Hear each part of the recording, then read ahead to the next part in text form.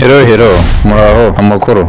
Nizere ko umeze neza aho uri hose. Ndagusuhuje wowe ubasha kumva ururimi rw'icyongereza n'ikinyarwanda. Urakaza neza kuri YouTube channel Icyerekezo Forex Academy.